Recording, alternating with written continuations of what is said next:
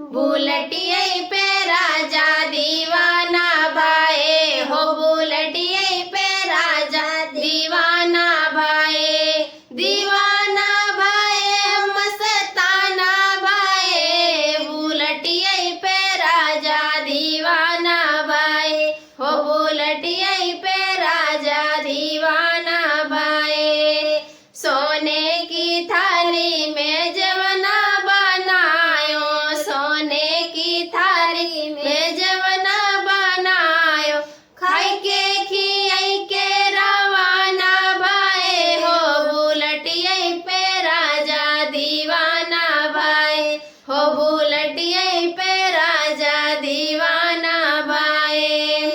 झजड़े गेड़ुआ गंगा जोड़ पानी, झजड़े गेड़ुआ गंगा जोड़ पानी, पी के पियाई के रवाना भाए हो, बुलटिया के राजा दीवाना भाई हो, बुलटिया के राजा दीवाना भाई। लाची लवंग रस बीरा जोराए, लाची लवंग रस बीरा जोराए, कुछ के कुचई के रवाना भाई हो, बुलटिया पे राजा दीवाना भाई हो, बुलटिया पे राजा दीवाना भाई। फूला लोरिया लोरी से जा लगाए, फूला लोरिया लोरी से जा लगाए, सुत के सुताई के रवाना भाई हो, बुलटिया पे राजा दीवाना भाई हो, बुलटिया पे राजा दीवाना भाई। धन्यवाद। नमस्कार दोस्तों, हमारे चैनल में आप सभी का स्वागत है। तो जैसा कि आषाढ़ लग चुका है और अब कजरी का लगवाही का गीत अब चालू हो गया है और यह हमारा अब की सावन में साजनवा बोला घर कहिया बना, अब की सावन में साजनवा बोला घर कहिया बना, बोला घर कहिया बना, कि बोला घर कहिया बना, कि हरियर भइल खेत खलिहान